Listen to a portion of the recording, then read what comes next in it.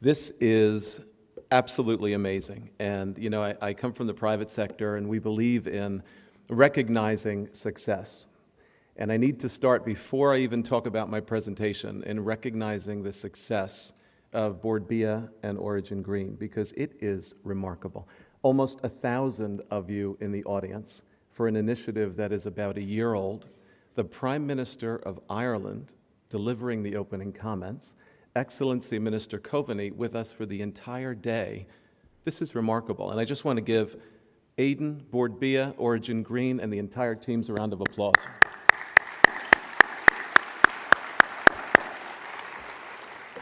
And in a way, the presentation that I'd love to share with you this afternoon is, in retrospect, a bit of a summary of the messages that you've heard already so far today.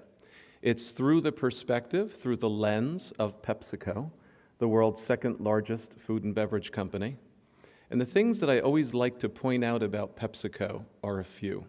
One is the influence and reach that PepsiCo has, not unlike many of our peers that we've heard from this morning. $22 billion brands, that is, brands that each have over $1 billion in annual retail sales each. And the thing that is perhaps the most intriguing to me as a sustainable development practitioner is something that Jeff Sachs brought to my consciousness years ago. He's the architect of the United Nations Millennium Development Goals. He made me realize that PepsiCo serves consumers in more countries and territories than the United Nations has members. And when you think about that for a minute, that is remarkable. That is a remarkable obligation, but it is also a remarkable opportunity for us to work at the nexus of business and society.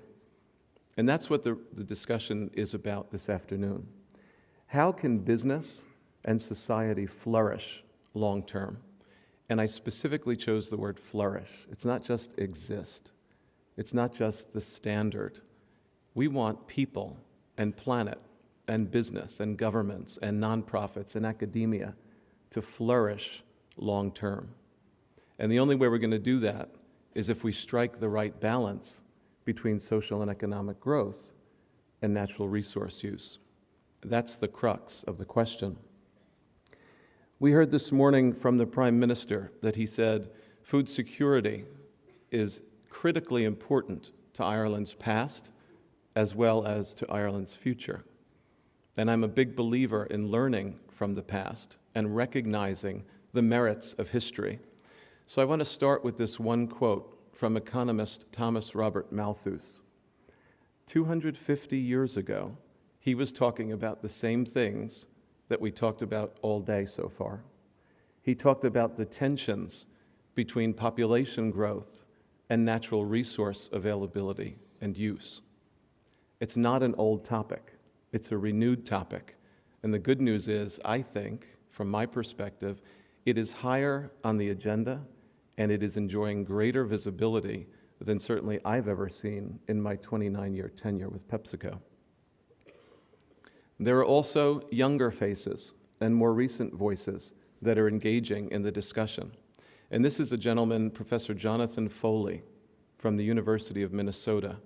And he runs something called the Global Landscapes Initiative, where he too is carrying the charge of educating people across multi-stakeholder audiences about the importance of how we're going to feed the next billion people within the planetary boundaries in terms of resources.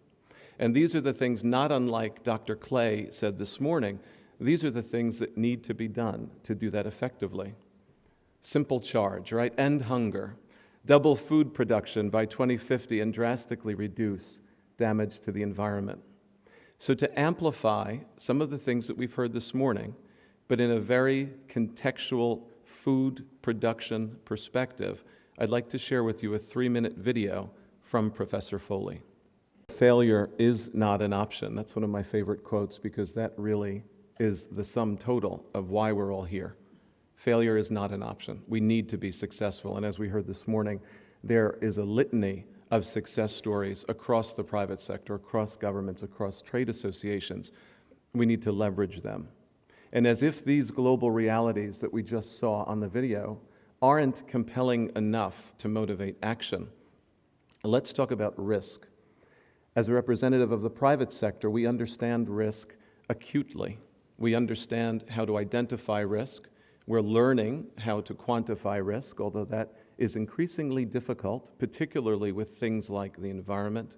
And when you talk about ecosystem services, the methodology isn't quite there and robust enough to do that globally. But we're working on it, and we're working on that collaboratively. What you see on this slide is something from the World Economic Forum's Global Risk Report. It's something that they issue every year, where they look at the 5 highest impact risks, essentially, to the world over the next 5 years. And you can see the ones that I've circled are those that are inextricably linked to agriculture. Water, climate change adaptation, agricultural price volatility, water supply and food shortage. Tremendous opportunities to help mitigate those risks. So we have the compelling realities. We have the identification of global risks. And as a consumer products company, we certainly are interested in the voices of consumers. And this is a study from last year from the Nielsen Company that looks at the globally, socially conscious consumer. When they were asked what companies can do to support initiatives that prove that they are environmentally and socially responsible, the number one result was engage in environmental sustainability. The number 3 result was eradicating extreme poverty and hunger. I think everyone knows now in the audience that you can successfully serve both of those causes by leveraging and tackling sustainable agriculture. That's the global socially conscious consumer. A more recent study of the general populace across 10 countries by Cone resulted in this data. They boiled it down and made it easier for the survey respondents and said, if there is a single thing, you have one choice, a forced response of what companies can do to prove that you are socially or environmentally responsible, what would that be? The overwhelming response, both in their 2011 and their 2013 survey, is what you see here. Source materials more responsibly. If that's not an opportunity for the private sector and for the agricultural sector and for governments and NGOs and academics to leverage in building the case to support initiatives like Origin Green and organizations like Board Bea, I can't think of anything better. If you still aren't convinced with the global realities, with the risk forecast, with the consumer expectations, we also have a variety of external organizations that are constantly watching what people and organizations do. And they're more than watching that. They're reporting on it and they're rating it.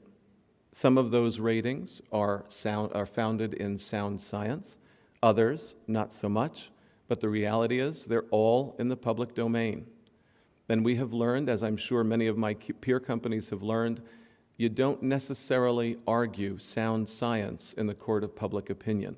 So you need to be mindful of what these varied and diverse stakeholders are saying and doing to your brand and to your products and to your messages.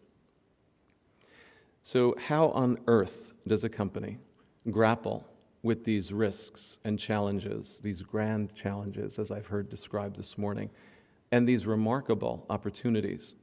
Well, PepsiCo's response is something called performance with purpose. And that's not something that came out of the annals of a public relations company. It is something that was developed and was socialized and was made granular and activated by our chair and CEO, Indra Nooyi.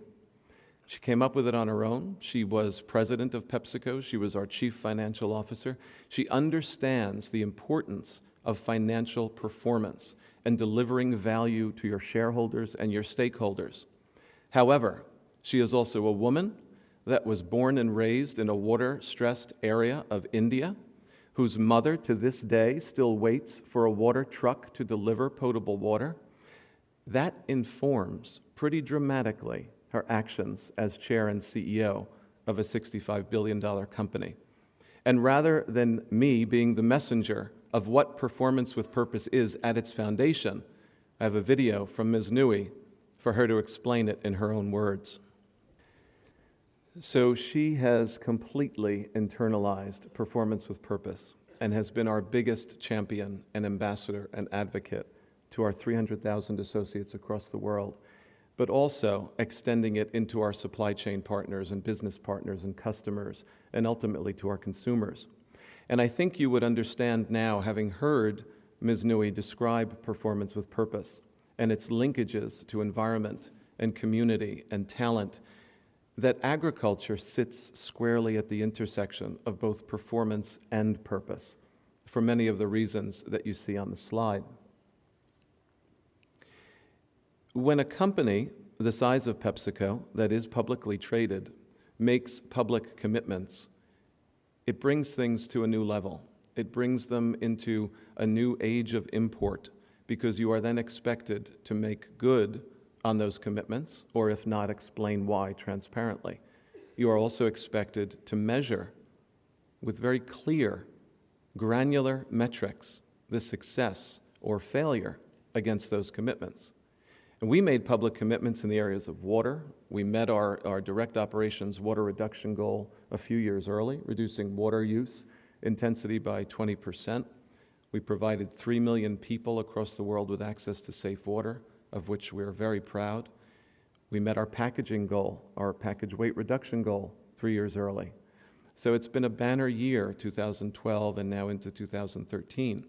But sustainable agriculture remains on the horizon.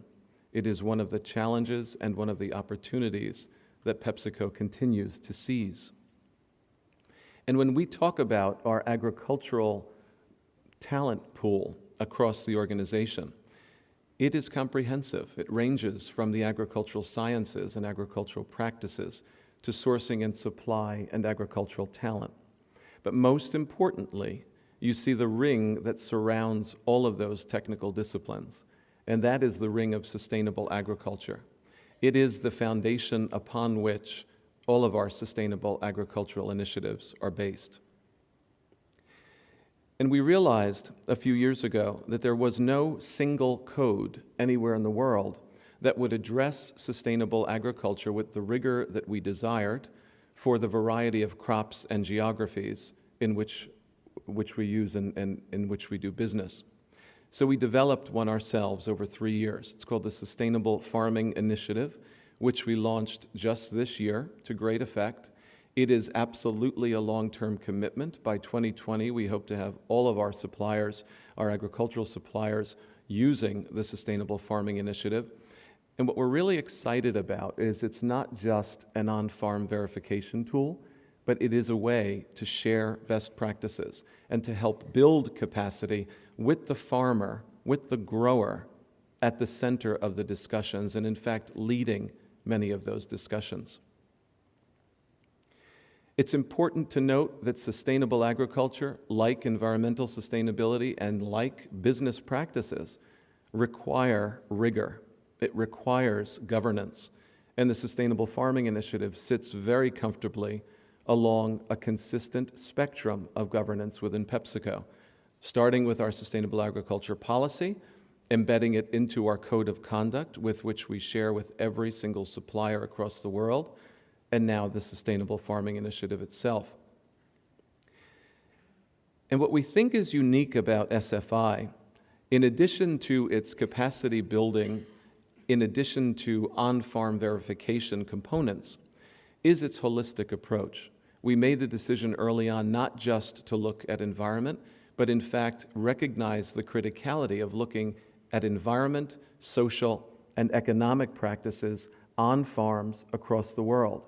And believe me when I tell you, when you make the decision to look into those 3 pillars, you find things, and you find a lot of things, and some of them are surprises, and some of them are things to be lifted and shifted and rewarded and shared. But the key is that you find them, you track them, and you measure them. And that's why we were so thrilled to learn about Origin Green and the leadership of Board Bena in that regard, because it is, in fact, something that addresses all of that. When we heard the Prime Minister talk about 500 farmers every week having their carbon footprint monitored, that is remarkable. That is a remarkable undertaking, and it fits very consistently with our approach to the Sustainable Farming Initiative. My mother was a big fan of the KISS principle. For those of you who don't know the KISS principle, it's keep it simple, stupid. She taught me that throughout my upbringing, and when I would try to overcomplicate things, she said, remember the KISS principle. This is it in a nutshell. If you treasure it, you'll measure it, and you absolutely cannot manage what you do not measure. This is true of the integrity and viability of a business financially. This is true of environmental sustainability successes, and this is acutely true for sustainable agricultural practices on farm. So in closing, I go back to the title, for business and society to not merely exist, but to flourish within our planetary boundaries. What's needed? Well, we heard some of these things that are needed in the video, and I've added a few others. Investments in real solutions, which I have no doubt that many of Ireland's farmers, if not all of them, are already engaged in. Incentives, it brings in the policy aspect. It's not only what's happening on the ground, but it's providing the enabling environment for growers, both near subsistence and fully mechanized, to be able to ply their trade. The international dialogue. We have 300 attendees from international areas here. This is remarkable. This gathering today is a sterling example of fostering that international dialogue. Excuse me. Everyone at the table, I was saying last night at a speaker's dinner that unfortunately the voice of the grower has long been unheard. It's initiatives like Origin Green and the Sustainable Farming Initiative and convenings like this that are allowing the voices of those farmers to be heard. And Lord knows, having met Aidan just briefly, I can tell you that he is absolutely willing to tackle the tough questions and to foster a big conversation. That is at the foundation of Origin Green, and that's what he's doing. PepsiCo and our partners believe in the same. And at the bottom of the slide, you see some of the most important considerations for success going forward. The right metrics, not monitoring for monitoring's sake, looking at inputs, outputs, and outcomes, the real impacts of the activities that are happening on farm and across businesses, and verification. Trust, but verify. It's great to say that you're doing things. You need to be able to prove it. And whether it's to prove it to yourself and your own employees, or to prove it to external NGOs or government regulators, you need to prove it. So in the end, it boils down to collaboration, imagination, and embracing imagination and innovation, and determination. And I believe that Origin Green has all of those. Thank you.